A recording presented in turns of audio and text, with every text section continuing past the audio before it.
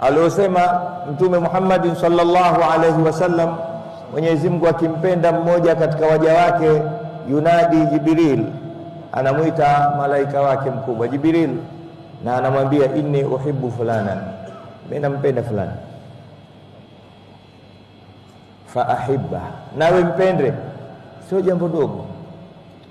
Sisi siku zote tunatafuta kupendana au kupendwa na wakubwa wa kibinadamu, kumbe la kikubwa. Tukiondoka hapa katika vitu ninavyokumbusha mimi, tukaombe kupendwa na Mwenyezi Mungu Subhanahu wa Ta'ala.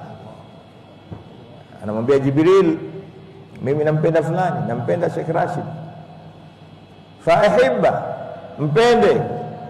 Na wapenda watu wa Nahdha, na wewe wapende. Jibril anaingia katika amri ya Allah Subhanahu wa Ta'ala, anampenda.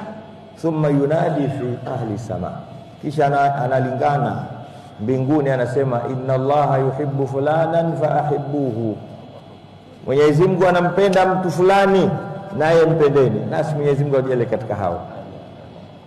Kisha tangazo linakuja duniani kwa watu wa ardhini, nyi watu wa ardhini, inna Allaha yuhibbu fulanan fa ahibbuhu.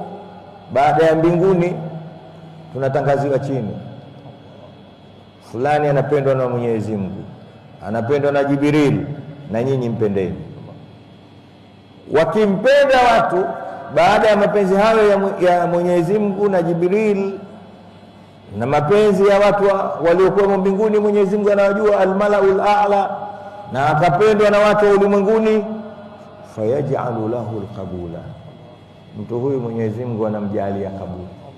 Kitu kikubwa, kukubalika, kueleweka, mvuto, kitu ambacho ndio kimekosekana ulimwenguni leo. Tuna juhudi kubwa ya kutafuta ulimwengu, kutafuta vya kutafuta mahusiano majumbani mwetu. Leo majumba mangapi hayana kabuli kati ya mtu na familia yake, kuanzia mkewe, watoto wake. Yani wanaishi kwa sababu hakuna kitu kingine, wanaishi nyumba moja tu, lakini hisia zao ni tofauti.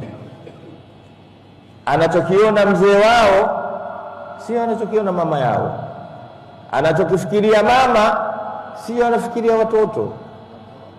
Kila mmoja isema mlango unawakutanisha tu wa kuingia ndani, lakini kila anaingia ndani zikizimwa taa, wakilala, kila mtu ana fikra zake, na anasahau kama ubavuni kuna mwingine.